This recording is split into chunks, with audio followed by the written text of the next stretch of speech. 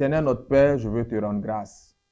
Père des nations, je bénis ton nom pour ce moment que tu permets. C'est une bénédiction pour nous d'entamer nos journées avec les yeux, Seigneur, rivés sur ta parole. Père des nations, je prie en ce matin encore qu'à travers cette brève exhortation, tu viennes nous instruire. Tu viennes nous accorder une leçon de vie. Tu viennes nous donner une opportunité de maturité, mais par-dessus tout une occasion de pratiquer sainement ta parole.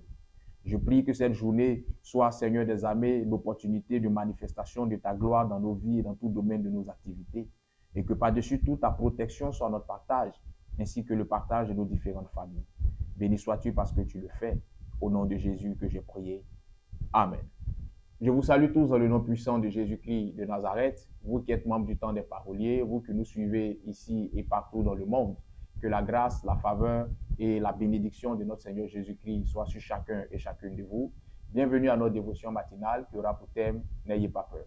Matthieu le chapitre 14, versets 25 à 27, qui s'affiche maintenant sur votre écran, déclare en substance que Jésus, après avoir fini de prier, alla vers les disciples en marchant sur les eaux. Et lorsque les disciples l'ont vu, ils se sont mis à paniquer, ils ont estimé que c'était un fantôme. Et Jésus les a rassurés en leur faisant comprendre qu'ils n'avaient pas à avoir peur. Amen. Tu sais, il y a certaines manifestations de Dieu dans ta vie qui pourront s'apparenter à des actions démoniaques. Il y a certaines épreuves que tu connaîtras, certaines tribulations que tu vivras qui te donneront le sentiment que les démons, les sorciers, le diable s'est dressé ou se sont ligués contre toi. Il arrivera des situations de ta vie où tu auras le sentiment d'avoir péché particulièrement contre le Seigneur afin que ces situations-là puissent avoir droit de citer dans ta vie. Je veux te rassurer et te faire comprendre que toutes les épreuves que tu vivras, toutes les tribulations que tu auras à encaisser dans ta vie ne seront pas toujours la conséquence d'une manifestation d'attaque démoniaque, ne seront pas toujours la conséquence d'une vie de péché que tu aurais menée. De l'autre côté, il y a aussi des bénédictions inattendues, des faveurs inattendues, des grâces inattendues que tu vas recevoir qui te donneront le sentiment que le diable est en train de te tendre un piège. Lorsque tu n'auras pas le discernement, tu seras même tenté de repousser du revers de la main ces bénédictions, de repousser du revers de la main ces grâces, parce que tu estimeras que c'est trop beau pour être vrai. Et pourtant, c'est une action divine dans ta faveur que tu dois saisir. Mais il faudra avoir le discernement pour comprendre que cette action ne vient pas du diable et qu'elle vient de Dieu. Lorsque tu lis la parole de Dieu et que tu étudies la spiritualité, ces deux choses-là t'enseigneront qu'il y a deux grands types de Christ.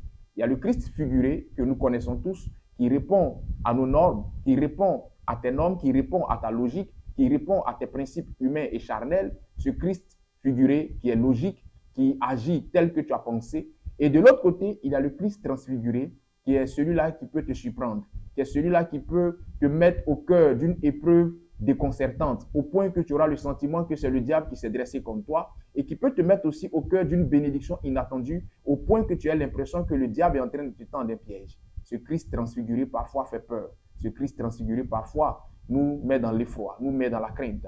Mais la parole nous rassure en nous disant, n'ayez pas peur, car c'est le Seigneur. Et tout ce qui vient du Seigneur est toujours en notre faveur. Même quand au départ, nous avons le sentiment que cela n'est pas en notre faveur, tout ce qui vient du Seigneur est toujours au final en notre faveur, est toujours au final en ta faveur.